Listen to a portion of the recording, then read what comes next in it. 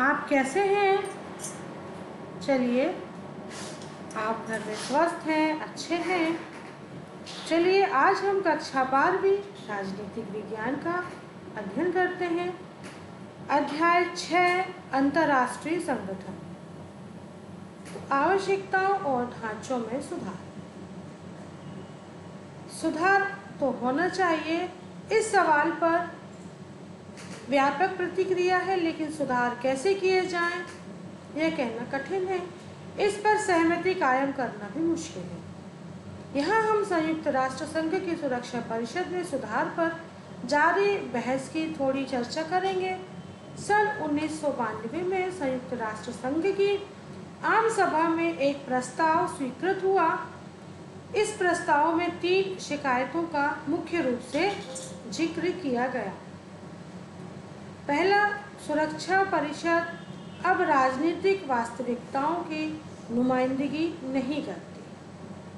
दूसरा, इसके फैसले पर पश्चिमी मूल्यों और हितों की छाप होती है और इन फैसलों पर चंद देशों का ही दबदबा रहता है। तीसरा है, सुरक्षा परिषद में बराबर का प्रतिनिधित्व नहीं है।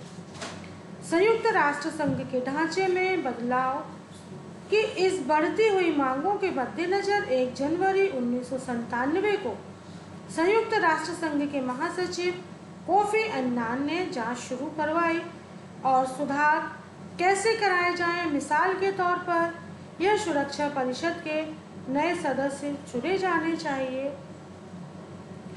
इसके बाद के सालों में सुरक्षा परिषद की स्थायी और अस्थायी सदस्यता के लिए मानदंड सुझाए गए जो निम्नलिखित थे और नए सदस्यों के लिए आवश्यक थे। बड़ी आर्थिक ताकत होना चाहिए। दूसरा, सैन्य ताकत होना चाहिए। संयुक्त राष्ट्र संघ के बजट में ऐसे देश का योगदान ज़्यादा हो। आबादी के लिहाज से बड़ा राष्ट्र हो।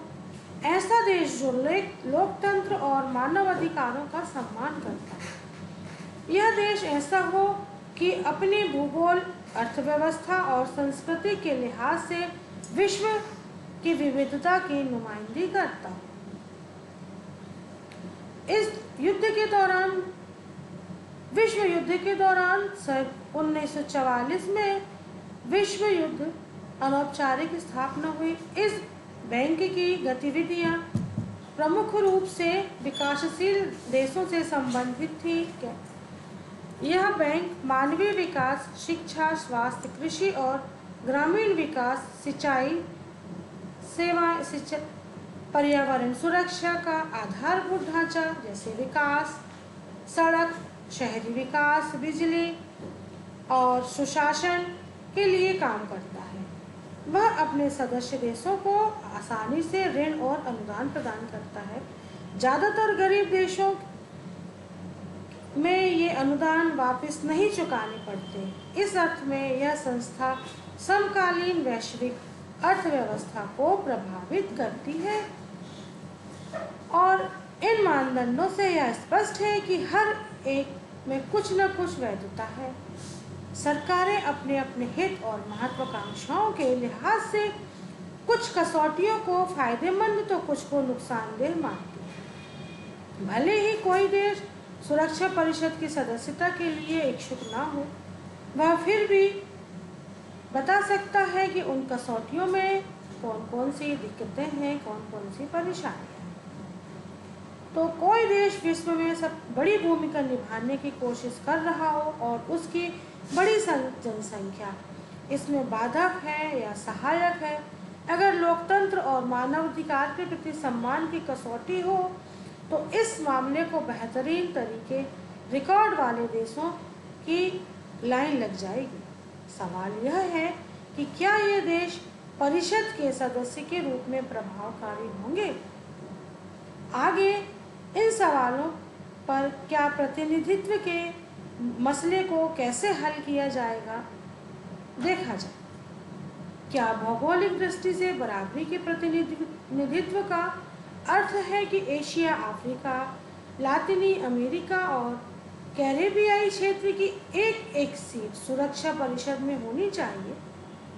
अब यहाँ पर प्रश्न यह भी है कि क्या महादेशों के बजाय क्षेत्र और उपक्षेत्र को प्रतिनिधित्व का आधार बनाया जाए।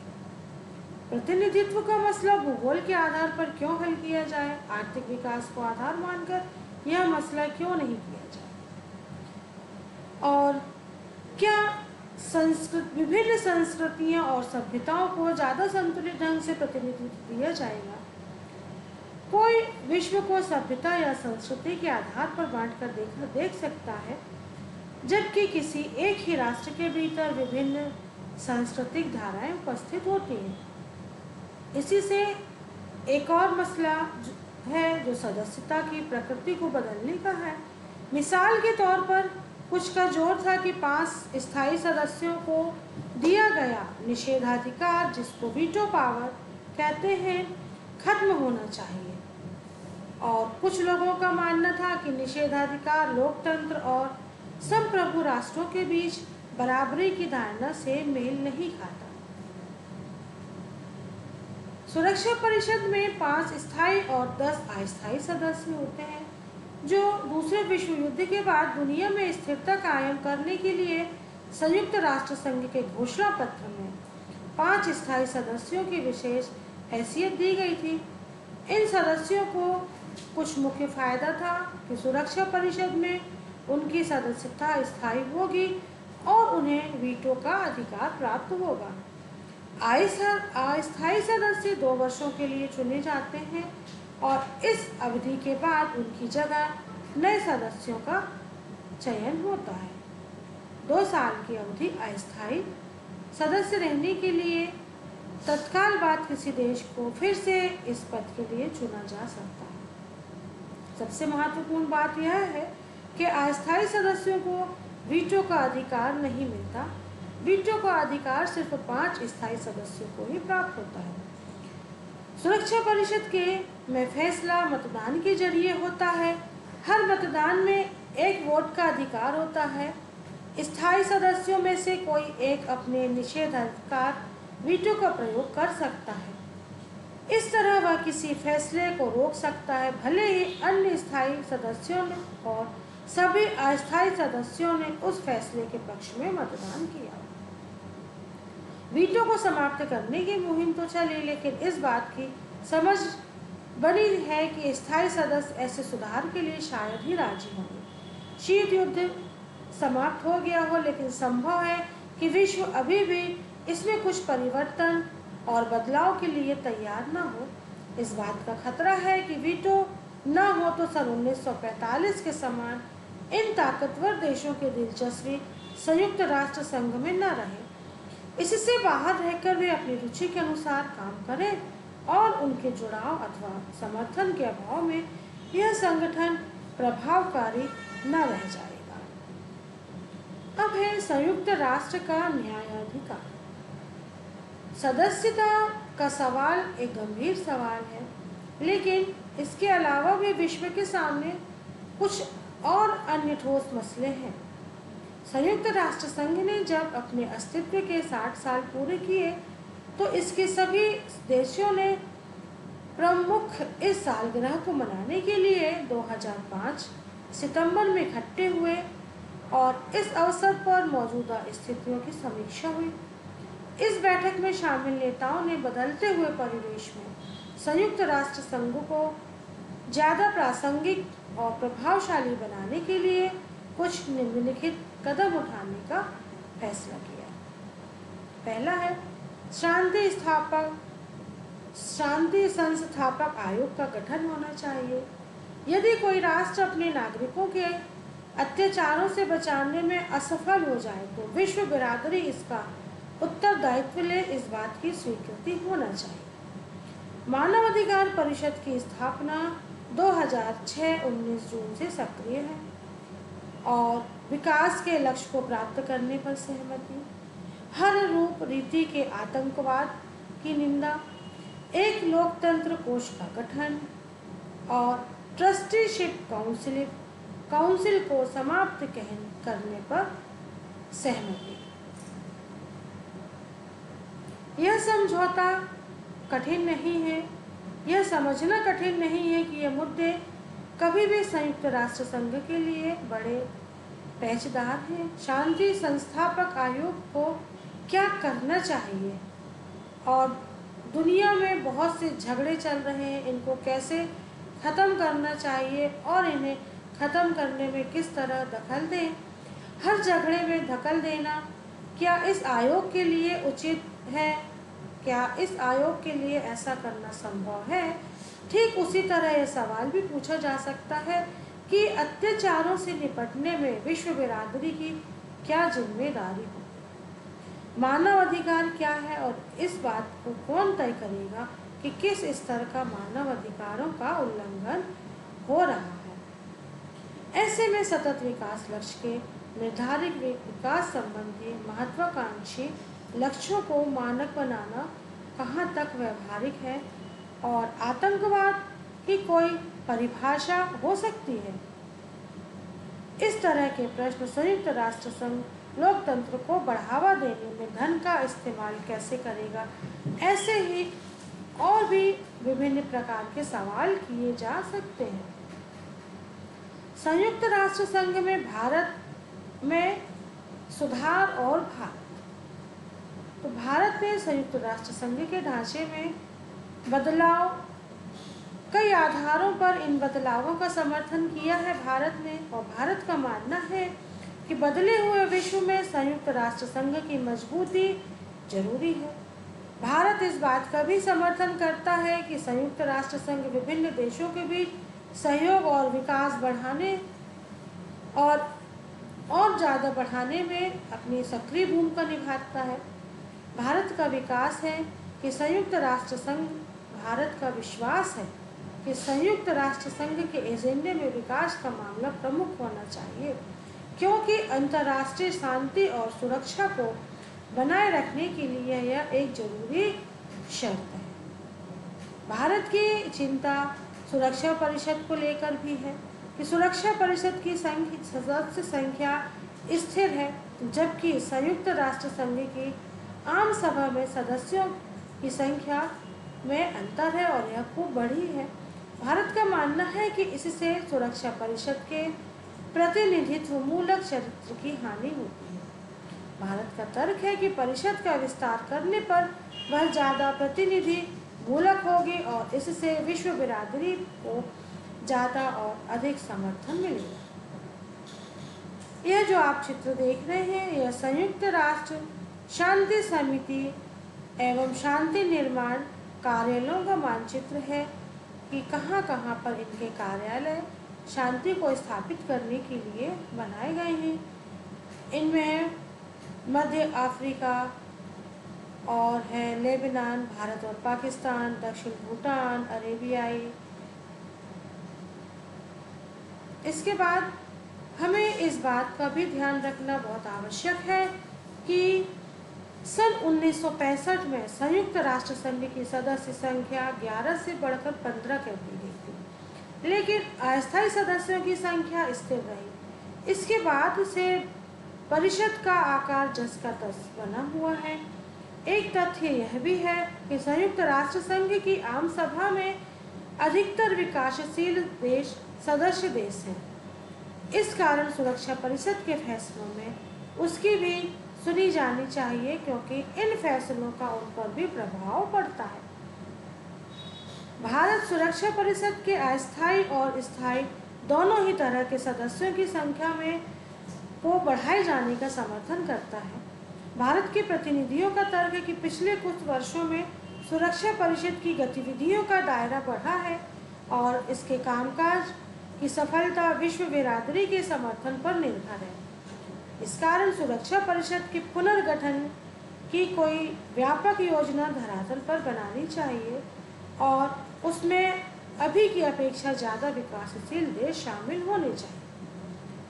भारत खुद भी पुनर्गठित सुरक्षा परिषद के एक स्थायी सदस्य बनना चाहता है और विश्व में सबसे बड़ी आबादी वाला भारत दूसरा देश है। भारत में विश्व की कुल जनसंख्या का 1/5वां हिस्सा निवास करता है। इसके अतिरिक्त भारत विश्व का सबसे बड़ा लोकतांत्रिक देश है।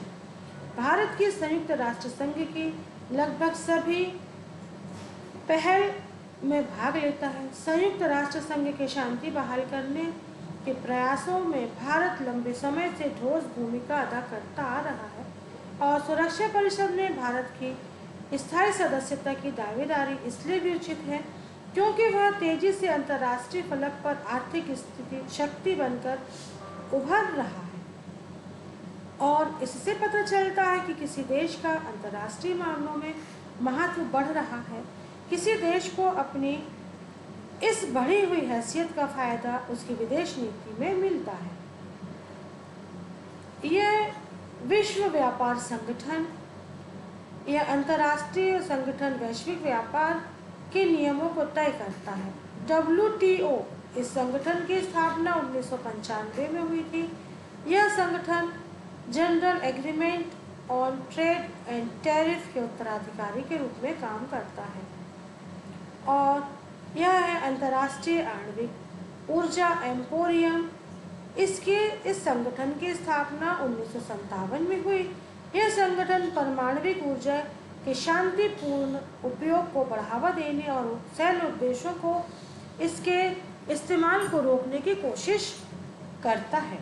इस संगठन के अधिकारी नियमित रूप से विश्व की परमाणविक सुविधाओं की जांच करते हैं ताकि नागरिक परमाणु संयंत्रों का इस्तेमाल सैन्य उद्देश्यों के लिए ना हो। अगर आपकी साख एक ताकतवर देश के रूप में है तो आपका प्रभाव ज़्यादा होगा। भारत भी यही चाहता है कि वह संयुक्त राष्ट्र संघ की सुरक्षा परिषद में हो, निषाधिकार संपन्न वीटोधारी सदस्य बन जाए, भारत को भी वीटो पावर मिल जाए। लेकिन कुछ देश सुरक्षा परिषद में भारत को स्थायी सदस्य बनाने का विरोध करते हैं। सिर्फ पड़ोसी पाकिस्तान ही नहीं जिनके साथ भारत के संबंध कुछ अच्छे नहीं रहे, बल्कि कुछ और देश भी चाहते हैं कि भारत को सुरक्षा परिषद में वीटोधारी स्थायी सदस्य के रूप में शामिल ना किया जाए। मिसाल के लिए कुछ देश भारत के परमाणु हथियारों को लेकर चिंतित हैं। कुछ और देशों का मानना है कि पाकिस्तान के साथ संबंधों में कठिनाई के कारण भारत स्थायी सदस्य के रूप में अप्रभावी रहेगा और जिसका ये देश विरोध करते हैं। कुछ देशों का विचार है कि अगर सुरक्षा परिषद में किसी तरह का विस्तार होता है तो अफ्रीका और दक्षिण अमेरिका को जरूर प्रतिनिधित्व मिलना चाहिए क्योंकि मौजूदा सुरक्षा परिषद में इन्हीं महादेशों की नुमाइंदगी नहीं। इनको सबको देखते हुए भारत का किसी और देश के लिए निकट भविष्य में संयुक्त राष्ट्र संघ की सुरक्षा परिषद का स्थायी सदस्य बन पाना मुश्किल लगता है। एक ध्रुवीय विश्व में संयुक्त राष्ट्र इसमें एक ध्रुवीय विश्व व्यवस्था में संयुक्त राष्ट्र संघ की क्या भूमिका है और ढांचों और प्रतिक्रियाओं में सुधार से कुछ देशों की यह आशा भी बनी रही है कि इन बदलावों में संयुक्त राष्ट्र संघ एक ध्रुवीय विश्व में जहां अमेरिका सबसे ताकतवर और विकासशील देश है उसका कोई गंभीर प्रतिद्वंदी ही नहीं और कारगर ढंग से काम किया जाए तो संयुक्त राष्ट्र संघ अमेरिकी प्रभुत्व के विरुद्ध संतुलनकारी भूमिका निभा सकता है और यह संगठन शेष विश्व और अमेरिकी के बीच संवाद कायम करके अमेरिका को अपनी मनमानी करने से रोक भी सकता है। अमेरिका की ताकत पर आसानी से अंकुश नहीं लगाया जा सकता। पहली बात यह है कि सोवियत संघ की गैर मौजूदगी में अब अमेरिका एकमात्र महाशक्ति है और अपनी सैन्य और आर्थिक ताकत के बलबूते वह संयुक्त राष्ट्र संघ या किसी अन्य अंतर्राष्ट्रीय संगठन की अनदेखी वो कर सकता है। संयुक्त राष्ट्र संघ के भीतर अमेरिका का खास प्रभाव है। वह संयुक्त राष्ट्र संघ के बजट में सबसे ज़्यादा योगदान करने वाला देश है। अमेरिका की वित्तीय ताकत बेजोड़ है। वह भी एक तथ्य है कि संयुक्त राष्ट्र संघ अमेरिकी भू क्षेत्र में स्थित है और इस कारण अमेरिका का प्रभाव उस पर जाता है। संयुक्त राष्ट्र संघ में कई नौकरशाह इसके नागरिक हैं। इसके अतिरिक्त अमेरिका को लगे कि कोई प्रस्ताव उसके अथवा उसके साथी राष्ट्रों के हितों के अनुकूल नहीं है, अथवा अमेरिका को यह प्रस्ताव न जचे, तो वह उस पर वीटो के माध्यम से रोक लगा सकता है। अपनी ताकत और निषेधाधिकार के कारण संयुक्त राष्ट्र संघ के महासचिव के चयन में भी अमेरिका इस बात पर बहुत अधिक प्रभाव रखता है। इस तरह संयुक्त राष्ट्र संघ अमेरिका की ताकत पर अंकुश लगाने में खास सक्षम नहीं है। फिर भी एक ध्रुवीय विश्व में जहां अमेरिका ताकत का बोलबाला है, संयुक्त राष्ट्र संघ अमेरिकी और शेष विश्व के बीच विभिन्न मसलों पर बातचीत कायम कर सकता है, और इस संगठन ने ऐसा किया भी है। अमेरिकी नेता अक्सर संयुक्त राष्ट्र संघ की आलोचना करते हैं, लेकिन वे इस बात को समझते हैं कि झगड़ों और सामाजिक आर्थिक विकास के मसलों पर संयुक्त राष्ट्र संघ के जरिए 190 राष्ट्रों के एक साथ किया जा सकता है।